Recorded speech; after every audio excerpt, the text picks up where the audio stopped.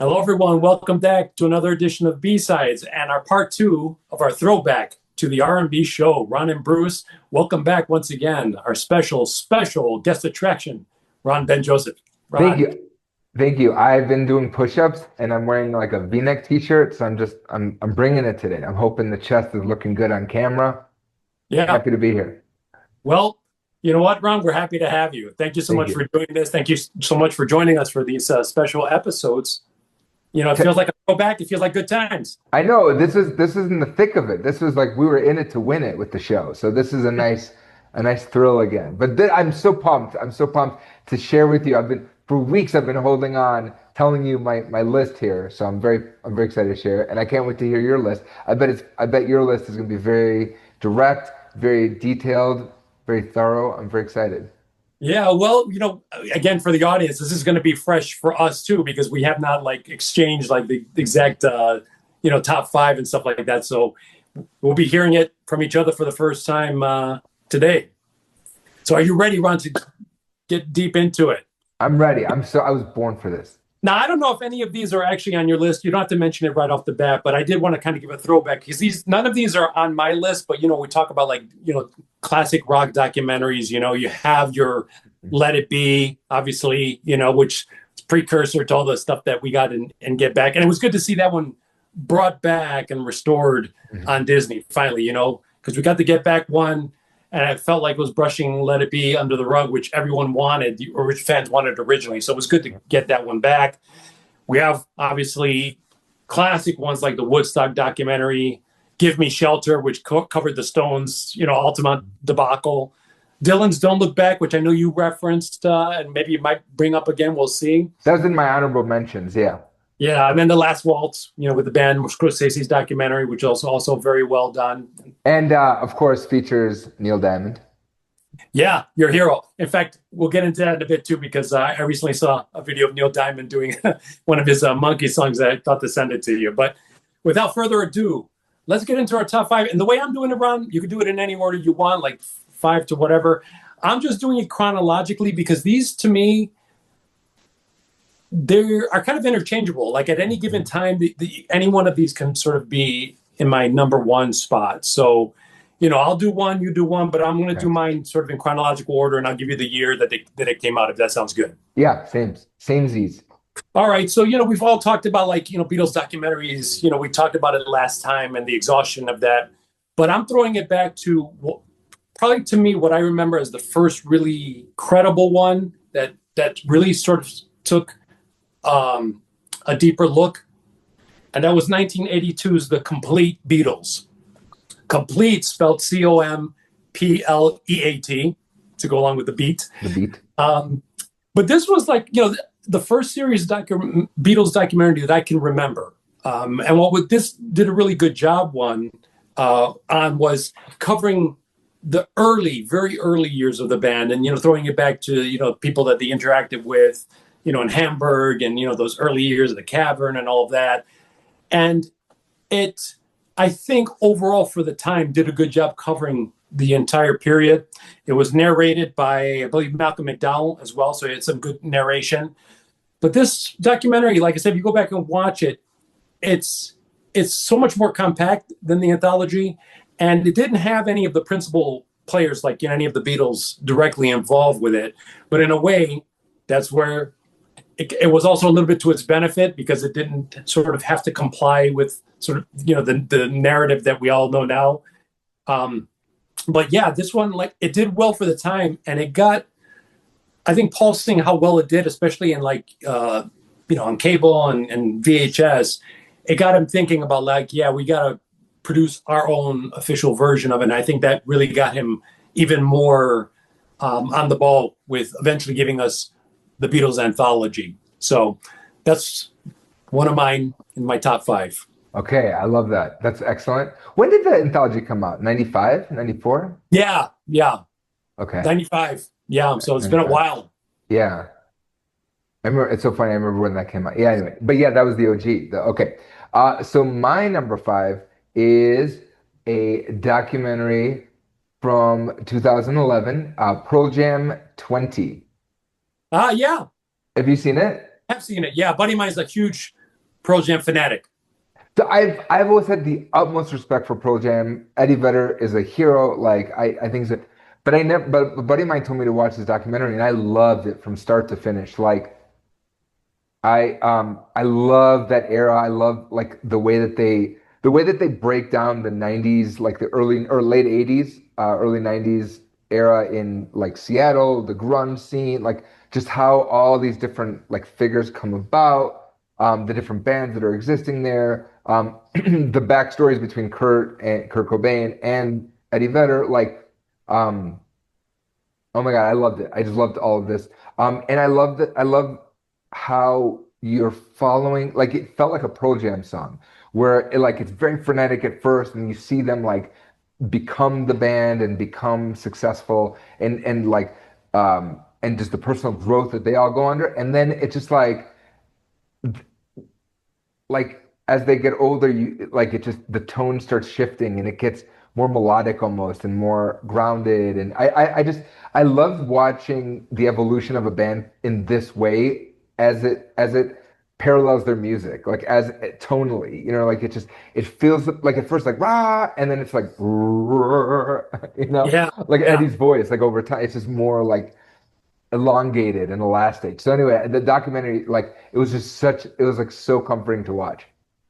Yeah, and they really grew more into their selves once they, because I know even from the second album, they were battling the commercial thing and trying to really not, kind of go that route and stuff like that. So you see them become more and more integrating more of like their, all of the band's influences and just really going off in their own kind of even some eccentric directions as well, too, with some of Yeah. the subsequent albums. So, well, to piggyback off of that one, it's kind of interrelated in a way, is this documentary from 1996 called Hype. I don't know if you're familiar with this documentary, but this is all about the grunge era and all about talking about how, basically it's a fascinating look at how local sort of scenes build up, in music and how eventually that gets, if it builds up big enough, how it gets co-opted, by the, not only pop culture, but obviously in a corporate sense as well. It does capture, the Generation X pretentiousness in all its full glory and stuff. But again, it's very interesting because it interviews a lot of those, bands and many, that, some that went on to become quite big, but also some that, kind of remained sort of level and stuff. But again, a fascinating look at that scene and how it ultimately self-destructed as well. And they do it feature Pearl Jam in there quite heavily, from what I remember. I know it's like I love capturing like this moment in time, and then how it self-destructs, and they all self-destruct. Like unless they have the wherewithal in the business sense to just chill the fuck out and stay the course, you know? Well, and you bring up Pearl Jam, but really those guys are probably among the very few Right. survivors. Really, I mean, most of our guys. I mean, for a while, I was kind of like, oh, Eddie survived, Cornell survived, and then I Okay. was devastated when we lost Cornell. So it's really like, Eddie's really one of the few, and probably the prime in terms of the superstar guys of that era that's still with us, and still creating music. Yep. I, okay. I could talk about this forever, but I'm going to take a different tone, a different turn now. Are you ready? Okay. This is going to surprise you. This is a documentary from 2004 that has stuck with me over time. I love this documentary. It is not even a band that I'm like obsessed with, but I love this documentary so much. Metallica, Some Kind of Monster. Oh yeah, that's a I, great one. it's a great one. And my favorite part, the reason it just lands so well is so it's the band like they're coming out of just like a period where they all fell off and they're all exploring their own creative voices and they're trying to come back together and they just cannot write, like they're just not jiving, and so they bring in a therapist, a performance therapist, and then this fucking guy is so egoic and so like I mean, the level of it, of how important, like self-importance that this guy has. He starts writing lyrics for them, and they're like, okay, okay. They're like, why? Like, So I love the character of a performance psychologist amidst this band, like this like heavy metal band that you never, I'd be like, really? They have a performance therapist?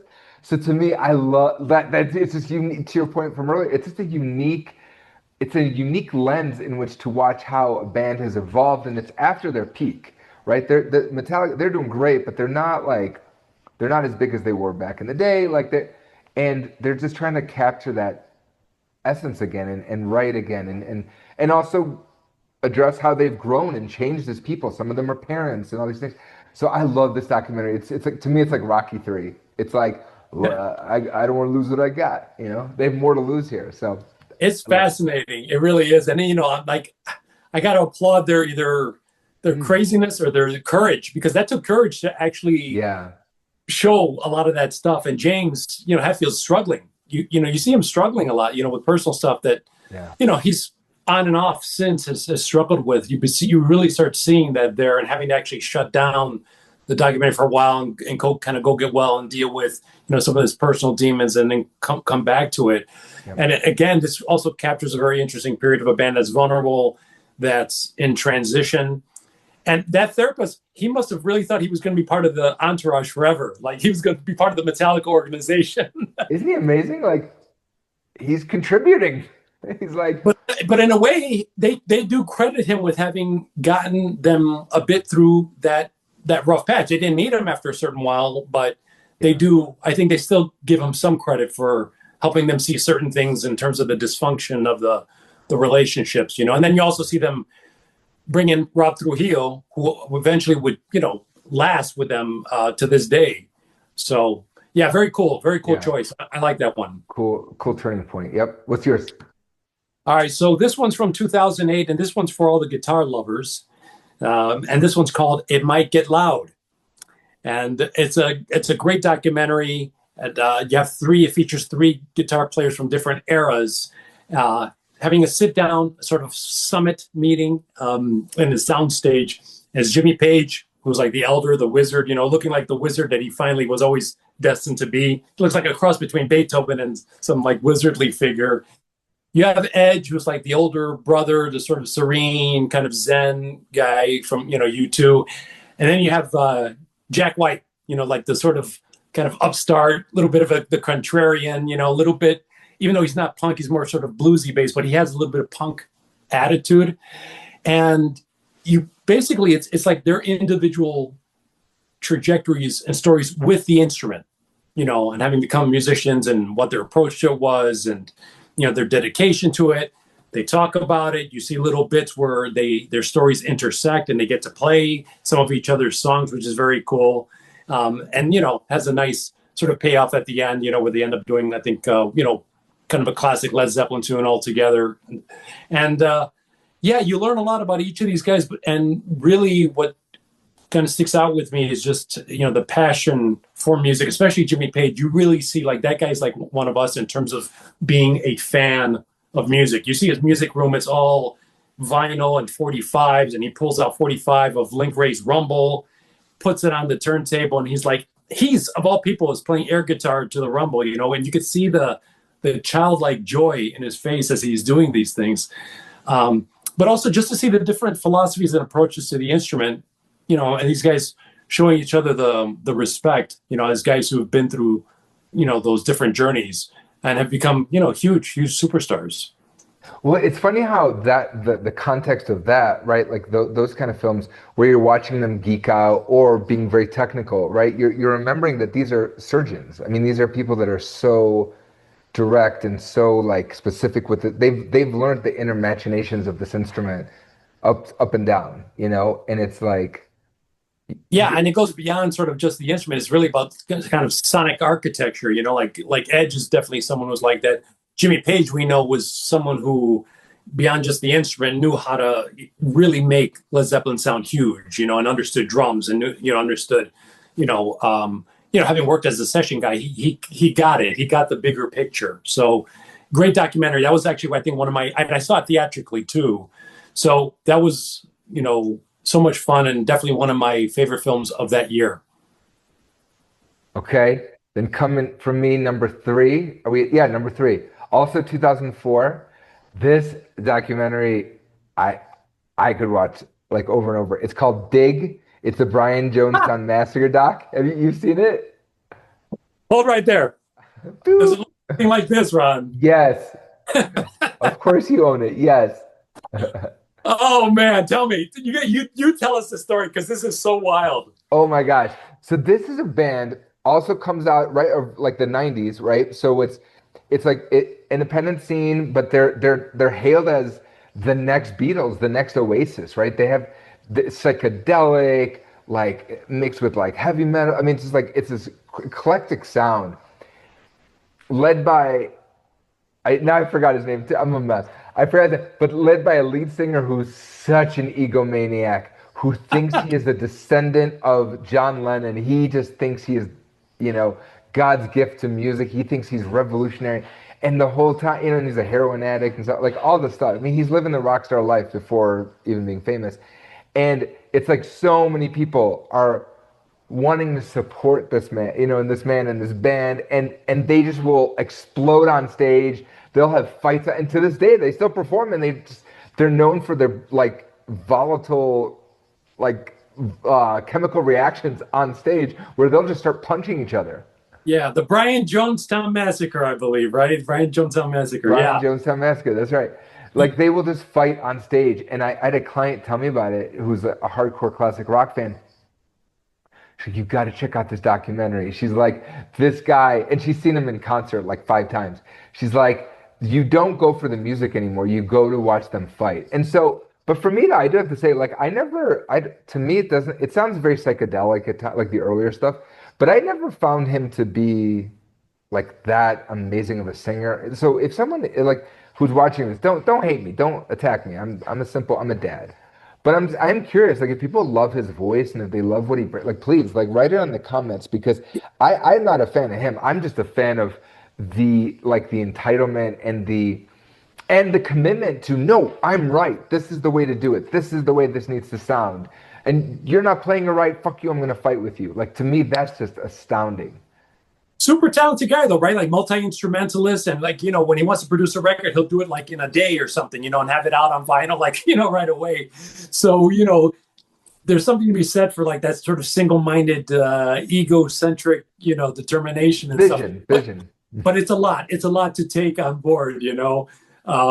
Great documentary. Yeah, that was another standout for me that year. And my brother actually, who's also a music fan, he's a fan of that band. So they're very prolific. They have like a ton of albums out there. So for anyone who wants to check them out, it is psychedelic. It has 60s flavor, because, he relies on a lot of those tropes, the sitar and, the hollow body, the 12 strings and all that kind of the vintage gear that we associate with, classic 60s, rock and stuff. But that's a great choice, Ron. And I didn't even know I had seen this documentary. I know this. I know this. These are all gonna be surprising. Well, not maybe not all of them, but and they're still going. I mean, he's still going. The Yeah. lead singer, like they still perform. So Yep. fuck, they're It still was at great. it. And the other thing that I think was fascinating about the documentary was too, like the mental, you Yeah, know, the mental illness and stuff, alluding to that, like with his father, and then with him, you clearly see there's a kind of bipolar thing going on there as well, which yeah. kind of sometimes goes hand in hand with the creativity. So yeah, that's for anyone who hasn't seen it, that's well worth a watch. Very entertaining. Very dramatic. So much self-sabotage. Like, and again, like studios are interested. Like recording, like labels are interested. They're like, Well, the other thing too is the feud with the Dandy Warhols. Dandy Warhols. That's right.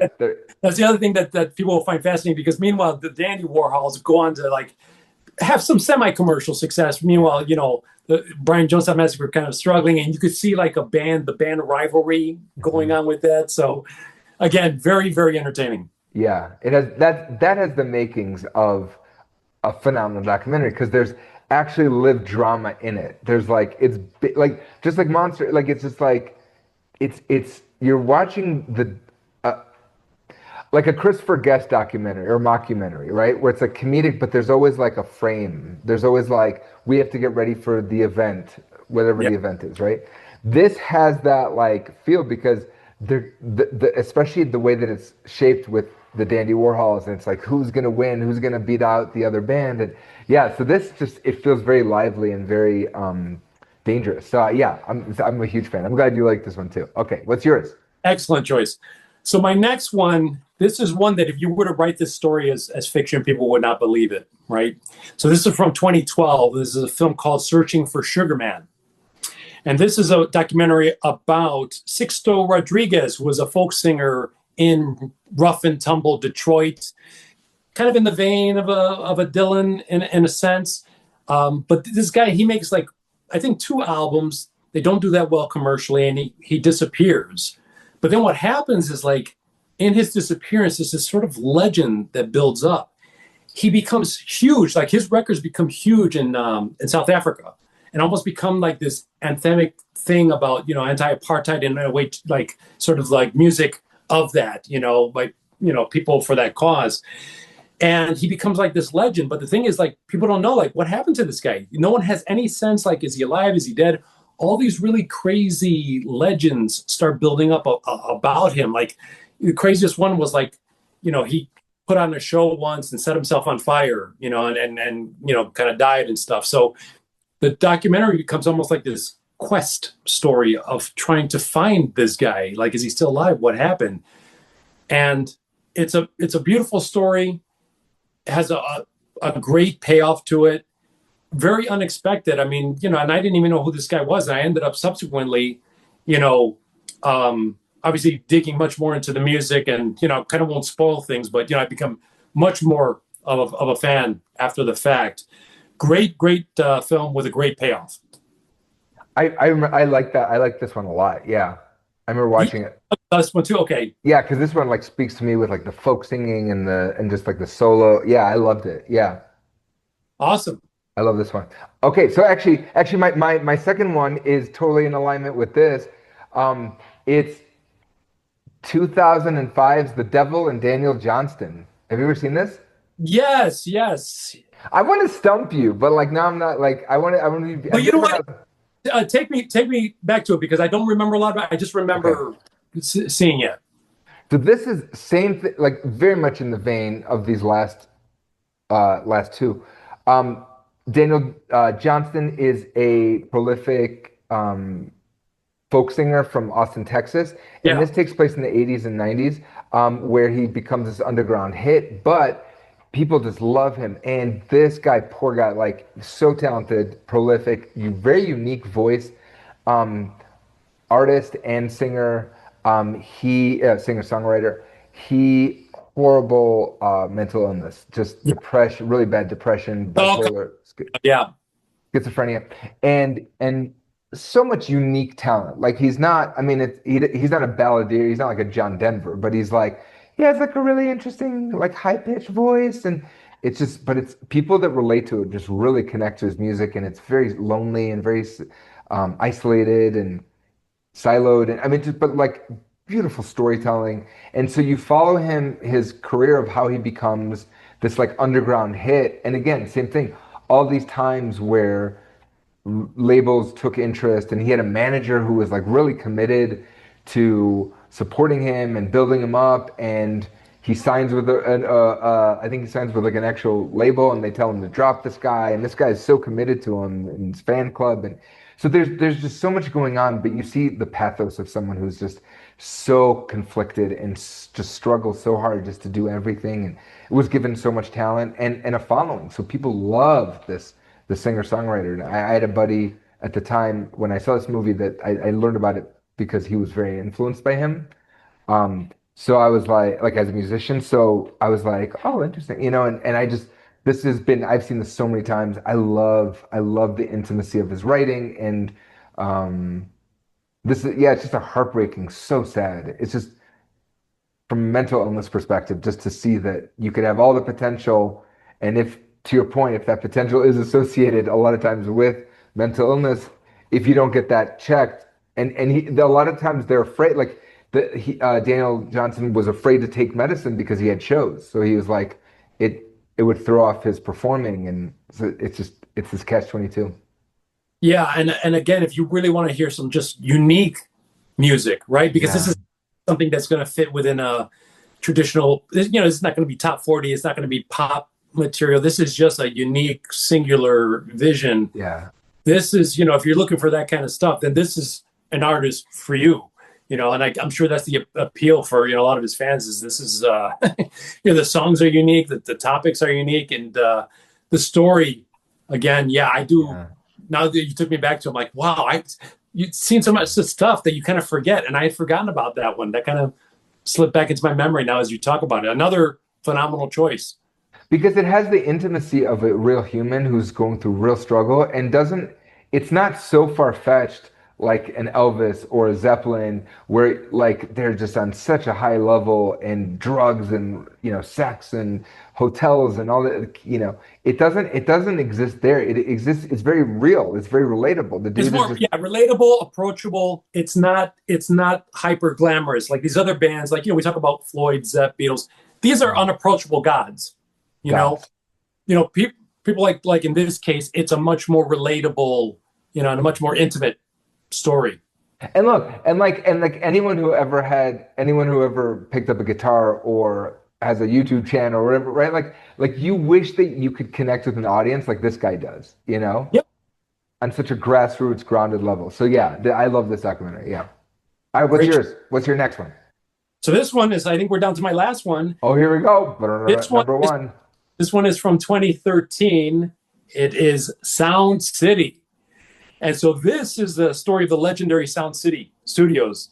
70s heyday, it had a grunge era resurgence for a bit, and then you see what happens. It's almost like a parallel of like, artists in a way too, like, certain era, and then the digital age hits, because a lot of it is about the recording, right? So if you're someone who's into like, the studio environment and those kinds of things, it tells a very interesting story. This used to be like the old Vox factory, converted into this studio, and this was done by Dave Grohl of the Foo Fighters.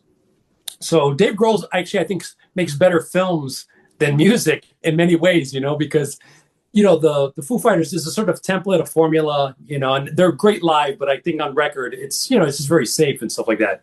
His films that that he's done, it's Sonic Highways, and this one, and there's a few others that he's done, really, really are top notch, and this is all about the history of the studio, the artists who record there. He gets great people to interview. But what this does also is it also spices that up by having a mix of the older artists and more contemporary artists come back. And it's all about that Neve recording console, right? This mythic console that made that studio unique. And they were, it was rarefied to actually have those. So these guys all get back together once Dave acquires that console. And then the second bit of it, or I would say the last third of it, is about them recording new music through that console. And so you get a bunch of top-notch artists. And this is another film where like the ultimate payoff is great as well, because, you end up with the great of all greats towards the end. I won't spoil that. But again, it gives great due to Rupert Neve, the engineer behind the Neve console, all the great artists who recorded there. I mean, so many legendary albums that were done there, and you have artists like Fleetwood Mac, Neil Young. I mean, the list goes on and on and on of all these people that recorded there. So fascinating for that, and for anyone who's sort of studio rats or into the recording side of things, I think you'll find that one fascinating. I loved it.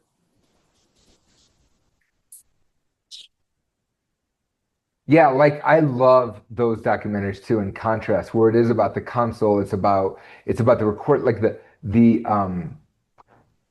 the actual rooms, the walls that like soaked up all this genius. I love that stuff. So I know that's one I've always wanted to check out. I've seen the trailer like 10 times, but like I need to pull the trigger on that one because I know that. Yeah, you'll love it, especially as someone again who's like more into than just the sort of the talent side, but also you see how important it is, the production, hearing side, the studio, because so much of the Beatles mythology, it's all about Abbey Road, right? Like Abbey Road, right? The premise, any great band, wherever they recorded, the studio also becomes part of the mythology, and for good reason, right? Because the studio is a tool.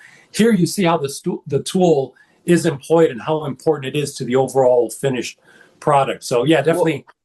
And for a lot of the people that you listed, this is the reason that we still love them, right? It's because of how the stuff was recorded. Like that's how we digested it, especially in the 80s, right? Like that's like we didn't have YouTube, so right, like your only access to them was maybe MTV, but like not real, like right, like it's like these legends like Zeppelin and all that. It's through the recordings.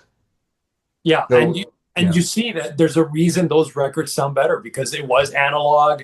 There was a warmth to it because once you entered the yeah, digital age, Pro Tools, you can see that they talk about it that has the pluses and minuses. That obviously Pro Tools, it makes things a lot easier in terms of recording, and you don't have to make decisions right away. You can record a bunch of stuff and then splice it all in the computer later. There, you had to in real time sort of make hard decisions about right. recordings and kind of what you were going to keep, what you were going to discard. But also, again, the importance of the warmth, the analog sound. Everyone will swear by that board. There's nothing else like it. It just made everything sound better. And in that studio space too, how important the sound of the drums were to everything. So fascinating stuff. It's a bit geeky, but I loved it. I love it. Okay, well, I'm gonna geek out right now. So you alluded to this one in our first episode or our first part. My number one is, I just want to make sure I get the date right. Is Amazing Journey: The Story of the Who from 2007. I, it's funny. I had watched um there was a Tommy one. There was like a Tommy documentary that I'd watched in '93 that got me hooked. I was just I don't remember, it must have been on VH1 or something. And I was in junior high at the time, and I remember just watching this. I was like, what is this? And it was just it was the story of Tommy, and it had Broadway, like the Broadway stuff, and then but cut with interviews with the Who and the remaining members at the time, and then like showing footage of Woodstock and all this stuff. And I was like, the fuck is this? I was like, I was obsessed. And then I flew to New York to go see it, and I was like the Broadway musical at the time. But I just remember that music just made sense to me. And then I learned more about the Who, and just I had recorded their '87 concert, and like on my VHS, and it was on TV, and I recorded. I was obsessed from this thing. But so it wasn't until 2007. I was in graduate school, and I was writing a paper about Tommy, actually, and so this documentary came out. I was like, I got it, and I was like, oh.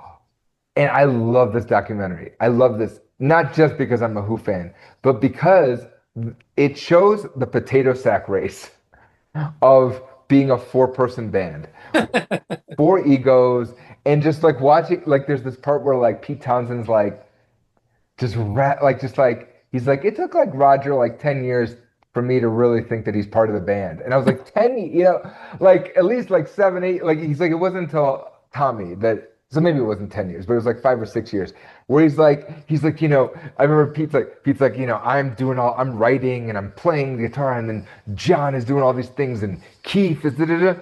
And he's like, Roger's the singer. He just sings, and I was like, Roger's the singer. Wow. Like, so true, right? Like you look at the early Who stuff, and you're like, yeah, Roger's just singing. Like, he's Yeah. not like, oh, barrel chested, like, you know? Yeah, And he transformed, right? Like it was like that whole Tommy project where he came into his own, like embodying that character, and then from that point on, yeah, he became the guy. the guy, like the legend, right? And so to see how they weren't friends for the majority of the time, like and in the documentary, he talks about, it's only like in the 2000s where he's like, we're the two left over, and he's like, this is my brother, this is my best friend, this is the guy I'm the closest. I've spent most of my life with this guy, and Pete's saying about Roger Daltrey. And to me, again, that dynamic, that friendship, that was a very long time coming, and for many years wasn't. And the choice where where Roger quits like so many times prior to Tommy happening, and I was like, the concept of lightning striking in a bottle, I'm like, it wasn't at first. Like Yeah. they had to, it was trial and error, and Roger's quitting and coming back and fighting, and there's rehearsals where he's fist fighting with Pete, like they're just duking it out, Oh yeah. right? I mean, it's astounding to me. It was This a band, mistake part because like you didn't want to like tussle with Roger back in the day. And the dude is like 5'7", 5'8", right? He's not like Yeah, a big guy, but you don't fuck with him. He's no, a fighter. no, he's burly, so Yeah, and temperamental. scrappy. Scrappy, that's a great word. Yeah. Yeah, I That's love this documentary. excellent choice. Yeah, I have it. That's another one I have on DVD at the time. And I think this one we were talking about previously in the prior episode about how what's that right balance, between the objectivity and glorifying the band. This one struck that perfect balance because I think Yeah, Pete's never shied away from sort of poking holes or at the myth, and kind of being honest about it and in a way kind of deflating a bit, even though he also has that very ego, yeah. centric and with good reason side. Uh, this I remember this one also being excellent. I've sat through it several times, and yeah, really, really good stuff. I love this. Yeah, to your point, yeah, he has no problem. Just he like even in his book, like he's like, yeah, I was hanging out with Mick Jagger one night, and Yeah, he's like, oh. yeah, So he says it, he calls it out. My face was they hooked up. I just want to be very clear. Anyway, yeah. No, it's interesting now is to see their relationship because obviously Pete was always the guy kind of really making all the decisions. And if you look at it now, like Roger has much more power in the band, and a lot Pete's does leave a lot of decisions to him. I think in terms of coming up with set lists and even the thing, because Roger's also the one that pushed more for the orchestra use now in the band and stuff. So it's very interesting to see that even this at a late stage, how relationships can evolve. well, there's yeah to that point. Like, there's I could talk about the Who forever. Like, there's the interview footage. I think it's in this movie. Where they interview Roger, or maybe I saw it on YouTube, I don't remember, where he's so disconnected, he's checked out. He doesn't the guy's asking him about the business stuff, and he's like, I leave that to I don't want to touch it, right? Whereas in this documentary, you see towards the end how involved he is with the writing and how he has a say, and he just feels more comfortable. Like you see that he's more immersed and he's much more of a contributor. Yeah, And it's because once you think about who's next in Quadrophenia, like I'm like he had to have contributed greatly. yeah. And Um, just like I said, it's really Not his to the business, but once he comes into himself vocally too, that elevates the material, right? Because without really Roger's voice, I mean, Pete's a serviceable singer, on the solo right. records and stuff like that. But in terms of really stadium rock readiness and really pulling in a mass audience, Roger is the voice. Yeah. So yeah, great choice for your number one. I somehow I'm guessing I'm like that has to be in his, and it was very close to being in my top five. So Oh, well, excellent. thank you. Thank Yeah. you for throwing it my way. Yeah. So you did not disappoint. I was like you, I knew you were going to hit it with five quality, or wait, that was it, right? Or did Yeah. you do a five? Okay. Yeah. Yeah, do our honorable mentions in a bit, but those are my top five. Yeah, All and right. same. What are your honorables? You surprised me with these few, but again, these were some. I'm like, man, I had forgotten about some of those, but all of those phenomenal choices and stuff that does surprise me. I wouldn't have kind of figured some of those you would have been in your radar. And I'm curious, like, if people are watching, like, what are some of your favorites, right? Like list your, like, put them down because I want to see them. Yeah, any recommendations you have, and obviously we've seen so many ourselves that we can't, mention all of them, but definitely throw those in. But So, it's Ron, interesting. Oh yeah, sorry. go It's interesting that we both kind of gravitated to the more grounded, more indie, more just like humanistic ones, that are not as like so they were in the motels and right like yeah, because I think all of those are sort of well known and they're kind of obvious to go with, and in many cases they don't have as much of the sort of depth as some of these ones that we've mentioned. I mean, like example, Beatles anthology, phenomenal, right? right, But but I it think doesn't. a little bit too long, right? In terms of that. So the scope is so comprehensive, it's great. But everyone would sort of mention that one. So I think mentioning some of Yeah. these is just makes it a little bit more interesting. And yeah, yeah. I mean, the anthology, like I do remember they do hit up like this is where we started getting frustrated with each other. This is where they go to India and they kind of pair off and Ringo and like right like Yeah, it was honest. Paul and yeah, it was honest, but it wasn't. I think it struck a good balance. It wasn't like it didn't show all the warts and all, but like it was honest enough where it gave us a perspective. Whereas some of these like the ones we're talking about, these show like the blood. Yeah, for sure, for sure. Yeah. So what do you think? Should we get into our honorable mentions? Yeah, hit it. All right. So first one I'm going to throw out there. This one's from 2018. I actually saw this in a special screening as well with the director and Jacob Dylan, and it's called Echo in the Canyon. And this one's all about that Laurel Canyon scene, but also a really sweet nod to like early mid 60s, that sweet spot in California, because before rock sort of really became an album oriented art form. And all those, tribute to all those artists, but also similar to Sound City, it gives us some contemporary artists performing those classic tracks for, a fresher take on some of that. But just, beautifully shot, got great interviews. I saw it at the Music Box Theater here in Chicago. Then they had the Q&A with the director and Jacob Dylan. And then afterwards, all of those people who performed in the movie, they did a performance there at the theater as well. So it was a very cool screening of that. But anyone interested in that classic Laurel Canyon period, this is a film for you. Very special. Do you want to list all yours? Or all Yeah. Yeah. Next one, Amazing Journey. So I have that one as well. Been reading a book on Mike Campbell's book, Guitars from Tom Petty and the Heartbreakers, and it reminded me of Running Down a Dream, which is Peter Bogdanovich's directed documentary on Tom Petty and the Heartbreakers. I think that was like a 3-hour documentary, but also very, very well done. Love that one. Loved it. Really good, right? Loved it. Tells you how uncompromising, even from the beginning, he was very self-assured, very focused and determined. And so that was a great nod to him. A more recent one that I saw that, again, for those who are looking for things outside of just the immediate artist, is a documentary called Squaring the Circle, the story of Hypnosis, Hipgnosis. It's from 2022. This is about the design team, the album cover design team, Storm Thorgerson and Audrey Poe Powell. All the top names from the 70s are interviewed in this. You have the members of surviving members of Zeppelin, Pink Floyd, McCartney, because, these guys did all really the classic album designs from that period. And what's cool is you also see like how much budget even then was allocated for just the sleeve art, how much dedication and thought went into that. You have the Dark Side album sleeve. You have all the classic Zeppelin sleeves, a lot of the Wing stuff with McCartney, Peter Gabriel, a lot of those classic sleeves. There's, again, it touches on the excesses of that area, but also, again, the dedication to a complete, what albums meant in terms of a complete package and presentation. So love that one. I don't know if you've seen that one. I think was on Netflix. So if you get a chance, if you haven't, see that one as well.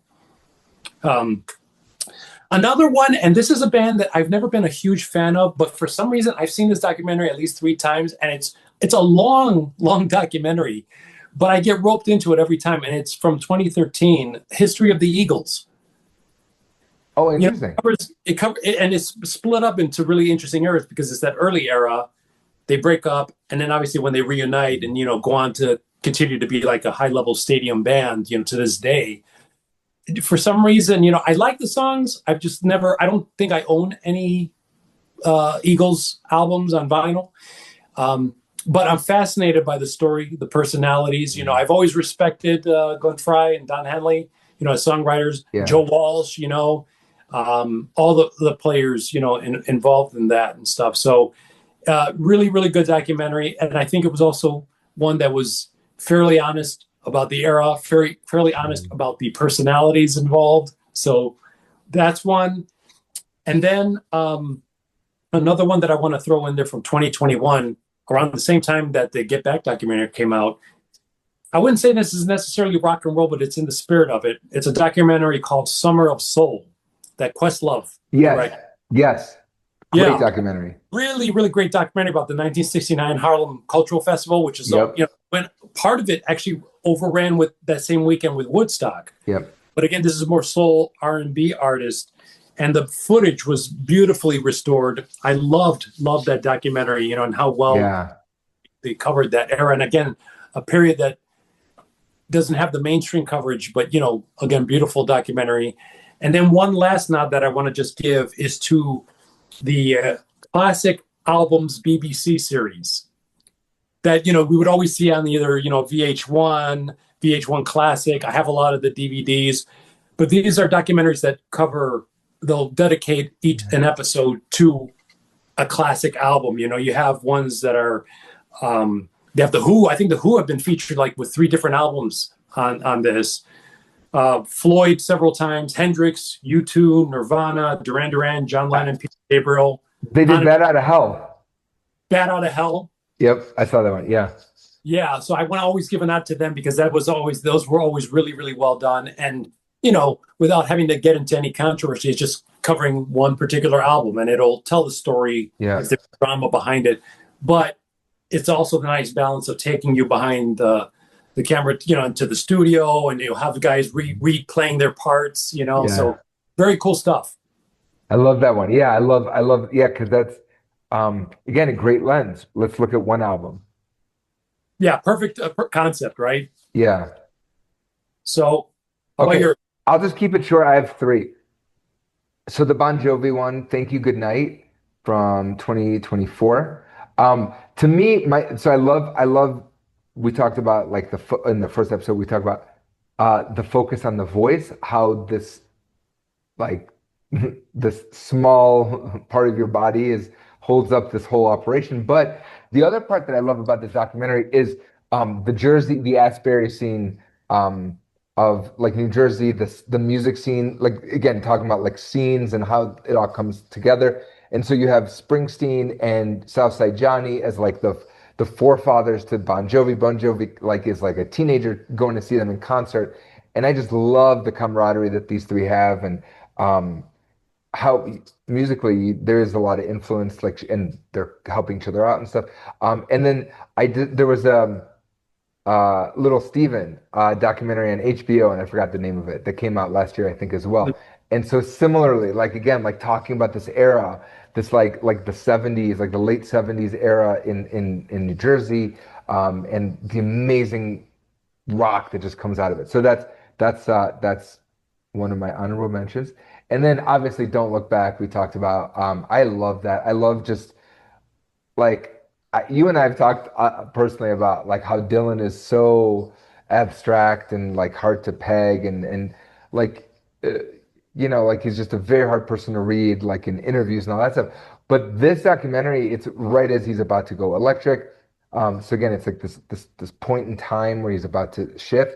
And I don't know, I love the frame, and I've never liked any interview with him, but I've loved just sitting with him and like seeing that he's a real person and he's not just trying to be coy or disconnect. Like he's just a real person. He just has a lot in his brain. Yeah. And this is such an interesting era in his life. So obviously I had to shout back, Don't Look Back. And then my last one I'll say is Joe Cocker, Mad Dog with Soul from 2017. Have you ever seen this? No, I have not.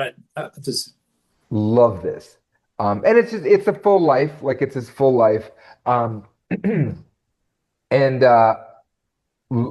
again, self-sabotage, drugs, and so many people stepping up. Like you see that a headliner like him, it takes a village. It's not all his doing, and it's like you see how many people were involved just to get him to concerts, just to get him to clean up. I mean, he had so much support that he needed, and because he had so much talent, he got it. And like, part of me goes like, I mean, fuck, could I get a little bit more talent and half the help? Like, because this guy, I mean, people carried him. Like, he showed up to sing, and then he would fall apart. Like, he was a yeah, mess. But because he was so talented, I'm saying this with jealousy, okay? Like, I think it's very unfair. But like, to me, this is the story, is that like, because he's so talented, people went out of their way to support him, and he just, um, like he did whatever he did. He got to live the lifestyle, and it wasn't about. To me, it's not about like the hotels and the drugs. It's the fact that he had, like managers and assistants and all these things that were like literally picking him up, driving him to shows, and then taking care of him when he's fucked up. So to me, I'm like, I wish all of us could experience that level of support. So that's why that movie resonates with me. So and obviously the music is incredible. So yeah, for sure. What a voice. what a voice. Yeah. Yeah. Well, great, Ron. Thank you so much for sharing those too. Thank you. Yeah, this was fun, man. This is different for us, but like I love this lens. Yeah, I really, really thought that this would be a good sort of back and forth for us, and it did not disappoint. I again, phenomenal choices for your top five. Again, we're inviting everyone, in the comments. Again, leave a thumbs up, like, subscribe if you like what you saw, but also again, let us know some of your favorite documentaries. Very, very fascinated to kind of hear those that either sort of slip through our lens, or even ones that we'll sort of remember, kind of throwbacks, the ones that we may have seen and have forgotten about. So yeah, throw those in. And Ron, thank you so much for joining us for these past two episodes. Hopefully, it won't be the last. No, absolutely. Thank you for having me back, and keep making the shows, man. I love when you talk. Absolutely, everyone. Thank you so much for joining us. Thank you so much for sitting through. Ron, thank you for joining us, Thank you. and we'll see all of you again very soon. Take care. Stay safe. Peace.